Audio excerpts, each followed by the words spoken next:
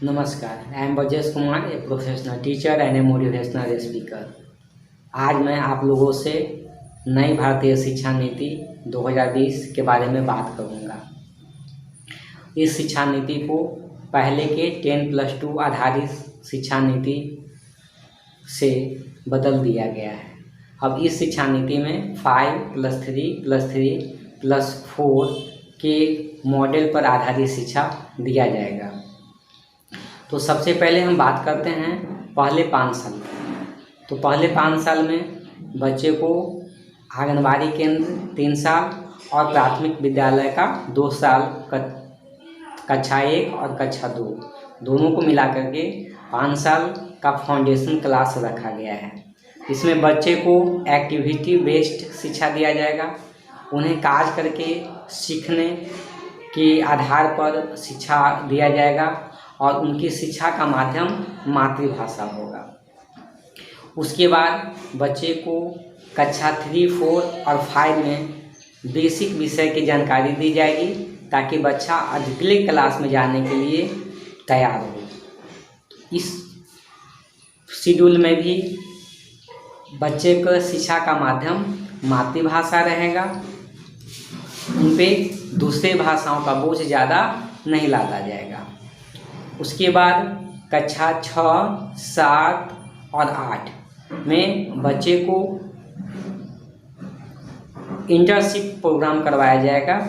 यानी कि बच्चे अब स्कूल में पढ़ने के साथ साथ किसी वर्कशॉप में जा करके, किसी दुकान में जा करके, फैक्ट्री में जा करके वहाँ पर कार्य का अनुभव प्राप्त कर सकेंगे और वहाँ से भी उनको वर्क सर्टिफिकेट मिलेगा और स्कूल से भी उनको जो है वार्षिक परीक्षा में जो पास करेंगे तो उसका सर्टिफिकेट मिलेगा।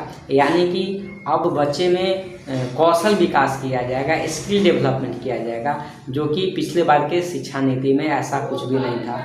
और इसकी कमी सारे अभिभावकों को और यहाँ तक कि सारे बच्चे को भी महसूस होती थी, जिसको बदलकर इस नई शिक्षा नीति में बहुत अच्छा कर दिया गया है। इसमें इंटर्नशिप प्रोग्राम भी करवाया गया है।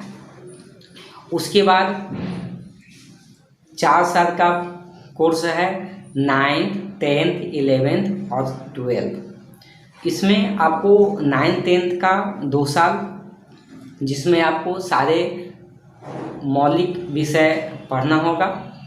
उसके बाद अगर आप कॉलेज में जाते हैं, +2 इंटर करते हैं, तो वहाँ पर आपको सबसे बड़ा जो बदलाव आया है वो है कि अब साइंस, आर्ट्स और कॉमर्स में तीनों में जिसको जो चीज़ पढ़ना हो वो पढ़ सकते हैं अपनी इच्छा अनुसार, जो कि पिछले पुरानी शिक्षा नीति में ऐसा नहीं था। वहाँ पर साइंस के बच्चे को साइंस ही पढ़ना होता था, कॉमर्स के बच्चे को कॉमर्स पढ़ना होता था और आर्ट्स के बच्चे आर्ट पढ़ते थे। लेकिन नई शिक्षा नीति में अब ऐसा कुछ नहीं है, पूरे बदल दिया गया है। अब साइंस के स्टूडेंट आर्ट्स पढ़ सकता है, आर्ट्स का स्टूडेंट साइंस पढ़ सकता है, जिसकी बहुत बड़ी आवश्यकता की और ये बहुत ही अच्छी और बड़ा बदलाव है।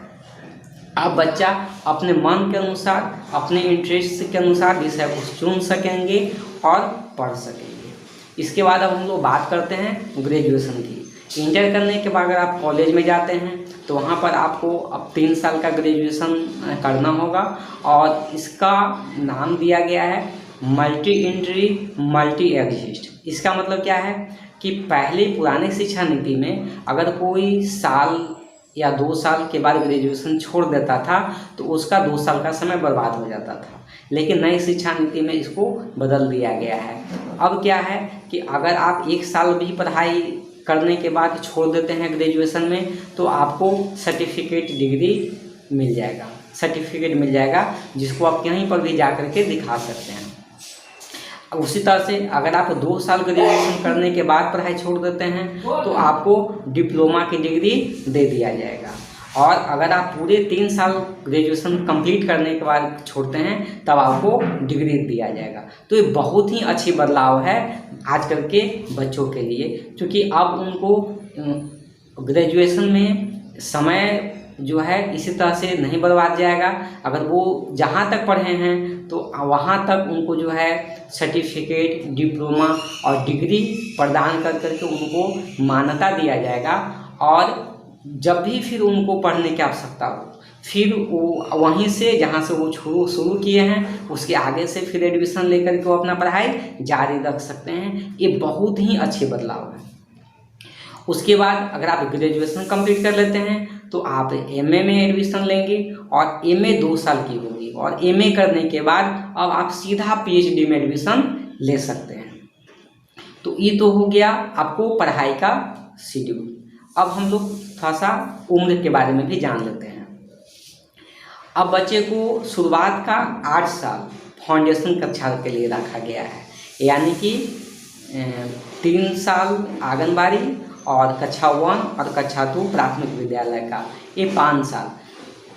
5 साल जो है 5 साल का जो पढ़ाई है वो बच्चे 8 साल की उम्र तक कंप्लीट करेंगे। 8 साल के बाद उनका जो है नामांकन कक्षा 3, 4 और 5 के लिए होगा, यानी कि प्राथमिक विद्यालय के लिए होगा। तो यहाँ तक जो है बच्चे को 11 साल तक उम्र तक रखा गया है, यानी कि 11 साल तक के बच्चे प्राथमिक कक्षा पास कर लेंगे। उसके बाद आता है मध्य स्कूल। तो मध्य स्कूल में कक्षा 6, 7 और 8 यानी कि 14 साल। तो 14 साल तक के बच्चे 8 कक्षा तक एडमिशन लेंगे। उसके बाद 9th और 10th इसमें 16 साल तक के बच्चे एडमिशन लेंगे और मैट्रिक का एग्ज़ाम पास करेंगे। उसके बाद 11th और 12th में 2 साल देना होगा, यानी कि 18 साल। तो इस तरह से 18 साल में उनका पूरा जो है 5+3+3+4 का शिक्षा सत्र जो है वो कंप्लीट हो जाएगा और वो कॉलेज में ग्रेजुएशन करने के लिए तैयार हो जाएंगे। इसके साथ ही सबसे बड़ी जो बदलाव हुई है शिक्षा नीति में वो यह है कि अब 9th 10th में जो बच्चे सिर्फ परीक्षा पास करने के लिए और नंबर लाने के होड़ में लगे रहते थे, उनके ऊपर काफ़ी मानसिक परेशानी रहती थी, अब उसको एकदम दूर कर दिया गया है। और इतना ही नहीं, अब रट कर परीक्षा देने की पद्धति पर भी लगाम लगाने की कोशिश की गई है इस शिक्षा पद्धति में। तो अब इसमें कैसी एग्जामिनेशन होगी, तो अब आपको साल भर पढ़ना होगा। आपको परीक्षा को सेमेस्टर वाइज बांट दिया गया है। 6 महीने पे आपको एक एग्जामिनेशन होगी, फिर वार्षिक एग्जाम होगी और दोनों को ऐड कर करके औसत अंक निकालकर आपको सर्टिफिकेट दिया जाएगा। यानी कि जो पहले रट करके एग्ज़ाम पास करने की जो पद्धति जो थी वो अब ख़त्म होने जा रही है। अब उसी बच्चे को अच्छा से अच्छा नंबर आएगा जो साल भर पढ़ेगा। तो ये बहुत ही अच्छी बदलाव है। इससे शिक्षा में बहुत ही गुणवत्तापूर्ण विकास होगा और बच्चे पर खुद से सेल्फ स्टडी करने का ज़्यादा जिम्मेवारी आएगा और रटने की पद्धति ख़त्म होगी। तो इस तरह से जो है भारतीय शिक्षा नीति को बहुत अच्छे से बहुत सारे अभिभावकों, शिक्षक, विद्वानों और गणमान्य व्यक्तियों के द्वारा बहुत ही विचार विमर्श के बाद तैयार किया गया है। और मेरे अनुसार ये शिक्षा पद्धति बहुत ही अच्छी शिक्षा पद्धति साबित होगा।